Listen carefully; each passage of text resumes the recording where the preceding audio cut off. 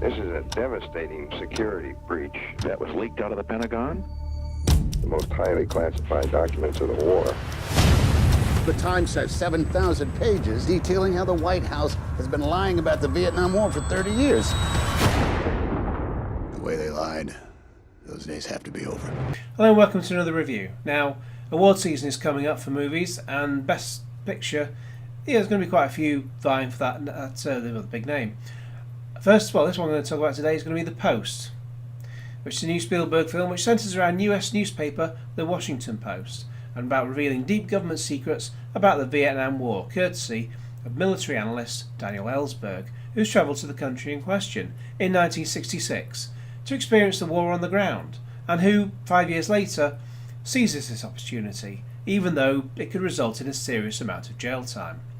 The New York Times has stolen a march on everyone by publishing some of the documents, but Washington Post editor Ben Bradley now has a full set of what became known as the Pentagon Papers, and he wants to put out the whole lot.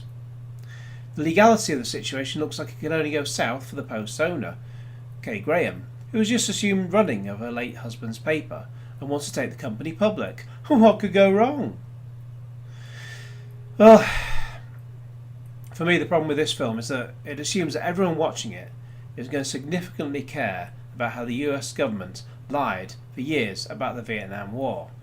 We're now in 2018, almost 15 years after the invasion of Iraq, which was based on a lie. So these days you assume that all governments are going to lie, whilst not giving the slightest toss about the public, because that's what they do for a living. Perhaps if this film had come out 40 years ago, it would have had more relevance.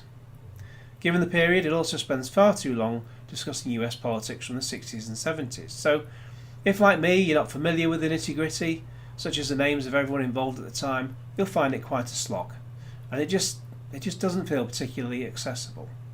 As for the cast, Tom Hanks and Meryl Streep are fine. They do their job, but they never feel quite like they're pushing the boat out. These are the kind of roles they could just simply do in their sleep. Sometimes, Steven Spielberg, he really can pull one out the bag, but at others, it feels like he's just giving one big jingoistic blowjob to truth, justice, and the all-American way. So, what do you think of this film and the review? Just please like and share this video and subscribe if you haven't already. I'll catch you next time, and cue Genesis.